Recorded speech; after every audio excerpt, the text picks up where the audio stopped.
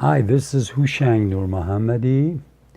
If you have just joined us, we are looking at the Federalist Papers. These are a group of 85 papers or essays or articles that were written in 1787, 1788 to tell the American people, to tell originally the people of the state of New York, why they should say yes to this new constitution that was written in the summer of 1787 in Philadelphia. When we say yes, means they agree with it, they accept it as their constitution, as their fundamental law, and they ratify it. So when you say ratify, you officially accept it as a fundamental document. I am trying to go through these papers paragraph by paragraph and explain them to the new immigrants to the United States who are learning English, or people around the world who speak English as a second language. I believe federalism is a system that we people of this planet can unite under in 3 to 5 generations. Just like the 13 new American states, after getting their independence from Britain, united together under this constitution and started a great republic that now consists of 50 states. I believe people of the world can, by the end of this century, unite under a system almost like the United States federal system, so that we can all prosper, so that we can all be free, so that we can all keep this planet healthy and safe for the future generations. This is our home, this is our cradle, this planet Earth, and we are her citizens. We human beings have to stop thinking tribally. We should consider ourselves as human beings first, and then Americans, then Japanese, then Chinese, then Iranians. I happen to be from Iran. I was born in Iran, and I came to the United States 40 years ago, and I'm very blessed to have learned enough to be able to at least walk you through these papers and explain them to you so that you can be both a better citizen of the United States and, most importantly, a better citizen of the planet Earth.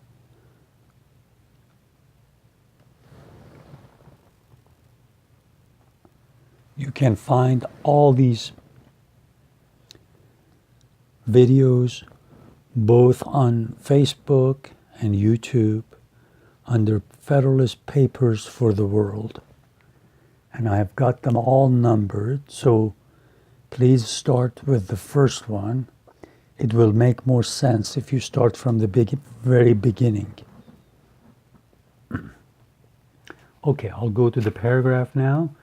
I said this is the last paragraph. And in the last video, in the last paragraph, we looked at Publius, which is the pen name for these authors. There were 3 authors, 3 people who wrote the Federalist Papers: James Madison, Alexander Hamilton, and John Jay. They decided to go with a pseudonym, a pen name, named Publius. Federalist 16 is written by Hamilton, Alexander Hamilton, and in the last paper, he said that one of the reasons we have separation of powers, checks and balances, is so that in case one part of the government becomes corrupt, the other parts can check it, stop it from stepping out of its legal bounds, and save the Constitution, save the Republic. And he also mentions for the first time the idea of judicial review. That is the idea that if the legislature makes a law, passes a law, for whatever reason, at the wrong day, at the wrong moment, and they're not thinking correctly, they're under bad influence of people who have a lot of money, or they're under influence of a lot of people who are not thinking right, the judges, the federal judges, because they have sworn to uphold the Constitution and they're independent, they will declare those laws that the legislature has passed unconstitutional, not valid. They call it void and unconstitutional. When you hear void, like a bad check, it means it's a bad law. It's not going to take effect. It's not going to apply. So that was one of the most important parts of this paper. Now let me read the rest to you. I'll read the whole paragraph and I'll break it down for you. If opposition to the national government should arise from the disorderly conduct of refractory or seditious individuals, it could be overcome by the same means which are daily employed against the same evil under the state government.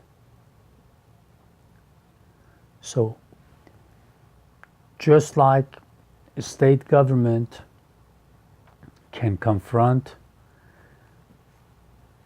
a group of people that are doing something illegal, something to break the law, the state government can crush these people and, if need be, arrest them, try them, put them in jail, or if need be, the state government can punish them even worse. So if it's a small group, the national government can do the same to them. Because remember, in this Federalist, he constantly says that if we want to have a good union, if we want to have a decent union, a real union, we have to allow the federal government to apply its laws to the citizens directly. The federal government should not be forced to go to the state every time somebody breaks the federal law. Because for the longest time, in these weak unions, in these weak confederacies, every time the federal government wanted something from the state governments, he had to make a request, a requisition. And this Constitution, this new Constitution says no. We have learned our lesson. If we constantly have to go to the states and beg for them to help us, this union will fall apart. And foreign countries, all those monarchies that don't like us, come and take advantage of the situation, keep us weak so that they can take advantage of our resources, so that they can buy our stuff for cheap and sell us manufactured goods for a lot higher. So that's another important part of this Federalist paper. If you've just joined us, if you just started listening to this. So he says, in this union, the federal government wants to go after the bad guys. If they have broken a federal law, the federal government should go after the people and take them to the court, try them, and punish them if need be. And he says in this first part of this paragraph, he says the same thing. Excuse me. Then he follows the magistracy being equally the ministers of the law of the land from whatever source it might emanate, would doubtless be as ready to guard the national as the local regulations from the inroads of private licentiousness. If private citizens break the law, do not respect other people's rights,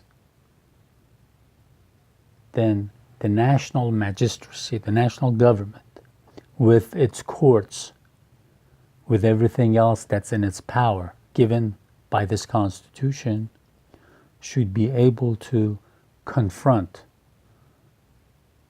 to stand up to those who are breaking the law of the land.